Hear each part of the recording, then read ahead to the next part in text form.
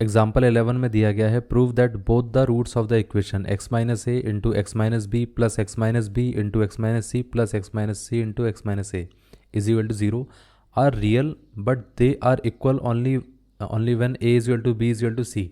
अब देखिए यहाँ पर हमें सबसे पहले ये प्रूव करना है कि ये इसके रूट्स रियल रहेंगे, x minus a into x minus b plus x minus b into x minus c plus x minus c into x minus a is equal to zero. ये पार्ट क्लियर है। अब यहाँ पर सबसे पहले हमें क्या करना है कि इसके रूट्स हमें बताना है कि इसके रूट्स रियल रहेंगे, इतना क्लियर है। फिर उसके बाद बताना है कि इक्वल होने की कंडीशन क्या रहेगी। अब देखिए सबसे पहले इसको मल्टीप्लाई कर देते हैं, x into x x square हो जाएगा, माइनस का ए इंटू एक्स माइनस का ए एक्स और यहाँ पर बी इंटू एक्स माइनस का b x plus a b. इसी तरीके से अगर हम सबको मल्टीप्लाई करके देखें तो वो कितना आ जाएगा, ये आ जाएगा हमारे पास एक्स स्क्वायर माइनस का सी एक्स माइनस का ए एक्स प्लस ए सी। अब ये पूरे पार्ट को अगर हम देखें तो ये आ सकता है कि एक्स स्क्वायर, ये भी एक्स स्क्वायर है, ये भी एक्स स्क्वायर है, तो 3 टाइम्स ऑफ एक्स स्क्वायर, ये कितना आ जाएगा a x b x b x c x c x a x. हर एक टर्म जैसे बी एक्स है तो 2 बार आ रहा है, ऐसे सी एक्स है तो वो भी 2 बार आ रहा है, ए एक्स है तो वो भी 2 बार आ रहा है। तो इसका मतलब हम ऐसा लिख सकते हैं कि माइनस का 2 times of a x plus b x a x plus b x plus c x, इतना क्लियर है। अब ए बी बी सी और ए सी, तो ये कितना आ जाएगा A B plus B C plus C a is equal to zero. A c को हमने सी ए लिख दिया ताकि एक पैटर्न बना रहे, ठीक है। अब देखिए यहाँ से हम इसको ऐसा भी तो बोल सकते हैं 3x स्क्वायर माइनस का 2 times of A plus B plus c, हमने x बाहर कर दिया, बचेगा कितना, यहाँ पर बचेगा a B plus B C plus C a is equal to zero. अब इसमें अगर हम कंपेयर करके देखें तो हमारे पास, अब देखिए ए से ए की जगह हम कैपिटल ए ले लेते हैं, तो यहाँ पर ये कितना आ जाएगा 3, कैपिटल बी कितना आ गया, ये आ जाएगा माइनस का 2 times of A plus B plus C, और यहाँ पर ये कितना आ जाएगा capital C is equal to हमारे पास ये आ जाएगा A B plus B C plus C A, ठीक है। अब हमने इसको कैपिटल में क्यों लिखा, क्योंकि ऑलरेडी स्मॉल लेटर्स में हमारे पास यहाँ पर दे रखा है ए बी सी, तो उसमें कन्फ्यूजन हो जाता। अब एक चीज़ सोचिए कि इसके रूट्स चेक करने के लिए हमें क्या करना पड़ेगा, पहले डी निकालना पड़ेगा, उसकी वैल्यू कितनी आ जाती है B square minus 4 times of A C, तो ये आ जाएगा माइनस का 2 into A plus B plus C इसका होल स्क्वायर, माइनस कितना रहेगा, माइनस का 4 टाइम्स ऑफ ए कितना है, ए है 3, और ये सी कितना आ जाएगा A B plus B C plus C A, इतना क्लियर है। अब देखिए इसको अगर हम कैलकुलेट करके देखें तो 2 का स्क्वायर 4 हो गया, माइनस का स्क्वायर प्लस हो गया, और ये आ जाएगा ए प्लस बी प्लस सी का होल स्क्वायर, माइनस का ये कितना आ जाएगा 4 इंटू 3 12, और यहाँ पर ये कितना आ जाएगा A B plus B C plus C A. अब पूरे में अगर हम 4 को कॉमन ले लें तो बचेगा कितना, 4 कॉमन आ गया तो यहाँ पर बचेगा ए स्क्वायर ए प्लस बी प्लस सी का होल स्क्वायर, और यहाँ पर बचेगा माइनस का 3 times of A B plus B C plus C A. अब इसको अगर हम ओपन करके देखें तो वो कितना आता है, ए प्लस बी प्लस सी का होल स्क्वायर जो रहता है, इसको अगर आप ओपन करके देखोगे तो ये आ जाएगा A square plus B square plus C square plus 2 times of A B plus 2 times of B C plus 2 times of C A. अब देखिए यहाँ पर ये माइनस है, माइनस का कितना था 3 times of A B minus का 3 times of B C minus का 3 टाइम्स ऑफ सी ए। अगर हम इसको ऐड करके देखें, इन दोनों को ऐड करेंगे तो कितना आएगा माइनस का ए बी, इन दोनों को ऐड करेंगे तो कितना आएगा माइनस का बी सी, इन दोनों को ऐड करेंगे तो कितना आएगा माइनस का सी ए, और ये कितना आ जाएगा A square plus B square plus C square, इतना क्लियर है। अब इसकी जो वैल्यू रहती है वो किस तरीके से आती है, अब इसको मैं आपको सेपरेट करके दिखा देता हूँ, फिर मैं उसके बाद ये चीज़ एक्सप्लेन करूँगा। जैसे देखिए यहाँ पर अगर हम वैल्यू को देखें A square plus B square plus C square minus का ए बी माइनस का बी सी माइनस का सी ए दे रखा है, ठीक है। अब अगर हम इसको सॉल्व करने जाएं तो यहाँ पर ये क्या आता है कि एक चीज़ तो हमने देख लिया कि यहाँ पर एक टर्म है, इसको हम सॉल्व कैसे करें। प्रॉब्लम ये आती है कि ये जो पूरा टर्म है इसको अगर हम अलग करके लिखना चाहें तो कैसे लिखेंगे।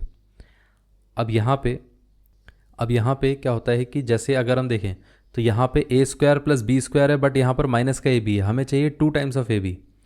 अब अगर मैं इसको 2 टाइम्स ऑफ ए बी कर दूंगा तो इसके लिए क्या हो जाएगा, मान लेते हैं कि अगर हमारे पास 2 टाइम्स ऑफ ए बी आ जाएगा तो यहाँ से ए स्क्वायर प्लस बी स्क्वायर मिलके क्या बना देगा, ये माइनस का था तो ये आ जाएगा ए माइनस बी का होल स्क्वायर, इतना क्लियर है।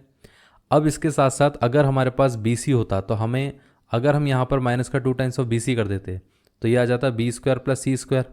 तो यहाँ पर अगर बी स्क्वायर प्लस सी स्क्वायर को ऐड करेंगे तो ये कितना आ जाएगा, ये आ जाएगा बी माइनस सी का होल स्क्वायर। इसी तरीके से अगर सी ए के लिए हम देखें तो ये माइनस का कितना आ जाएगा, 2 टाइम्स ऑफ सी ए ले लेते हैं तो ये कितना आ जाएगा, A square plus C square. तो इन दोनों को ऐड करेंगे तो ये आ जाएगा ए माइनस सी का होल स्क्वायर। अब आप एक चीज़ सोचिए, प्रॉब्लम ये है कि यहाँ पर 2 नहीं है, इधर भी 2 नहीं है, इधर भी 2 नहीं है। लेकिन आप एक और चीज़ नोटिस करना, जब आप इसको ऐड करोगे तो इसमें भी ना ए 2 बार आ गया, यहाँ पर बी 2 बार आ गया, सी 2 बार आ गया। मतलब अगर इस इक्वेशन में हमें ये सारे स्क्वायर बनाने हैं तो सिर्फ ये डबल नहीं चाहिए, ये भी डबल चाहिए। इसका मतलब ये है कि अगर आप इन सबको ऐड करते हो तो ये आ जाएगा 2 times of a square plus B square plus C square, minus का कितना आ गया, 2 टाइम्स ऑफ कितना था, 2 times of A B plus B C plus C A. इतना क्लियर है। तो इसका मतलब ये है कि ये जो पूरा पार्ट है वो A square plus B square plus C square minus का ए बी माइनस का बी सी माइनस का सी ए है। इसकी वैल्यू कितनी रहती है, इन तीनों का addition which is A minus B का whole square plus B minus सी का होल स्क्वायर प्लस सी माइनस ए का होल स्क्वायर।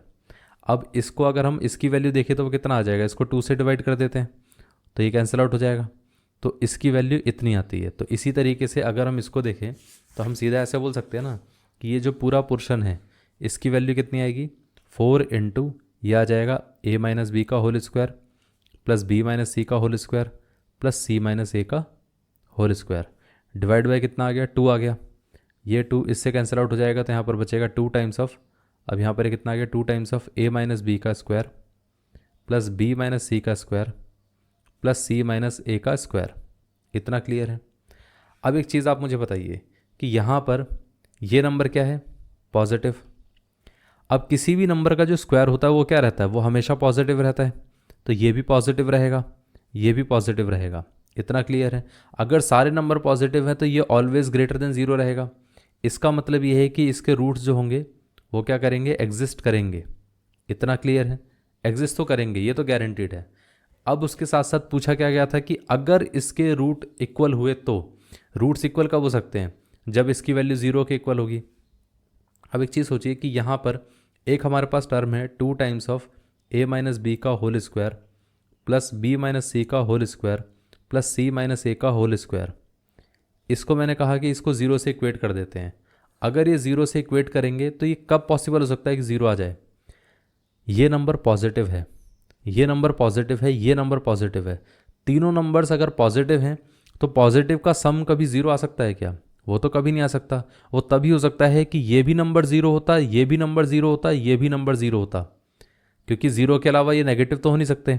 अब नेगेटिव हो नहीं सकते कि अगर कोई भी एक भी नंबर अगर पॉजिटिव हो गया तो ये नंबर टोटल 0 नहीं हो पाएगा। इतना क्लियर है। तो मतलब हर एक नंबर को 0 होना पड़ेगा। तो टोटल को 0 होने के लिए इंडिविजुअल नंबर्स को 0 होना पड़ेगा, और वो कब हो सकता है, जब ए माइनस बी की वैल्यू 0 रहेगी, बी माइनस सी की वैल्यू 0 रहेगी और सी माइनस ए की वैल्यू 0 रहेगी। अब यहाँ से कंक्लूजन क्या निकलता है कि ए इज़ टू बी आ गया, यहाँ से बी इज़ टू सी आ गया और यहाँ से सी इज़ टू ए आ गया। मतलब ए बी सी और ए ये तीनों एक दूसरे के इक्वल हैं। तो कंक्लूजन ये आ जाता है कि A is to B is to C आना चाहिए, तब जाके क्या होगा, डी 0 रहेगा। डी 0 रहेगा तो मतलब रूट्स क्या होंगे, इक्वल रहेंगे। ये पार्ट क्लियर हो गया। इस तरीके से आना चाहिए था। ये पार्ट क्लियर हो गया।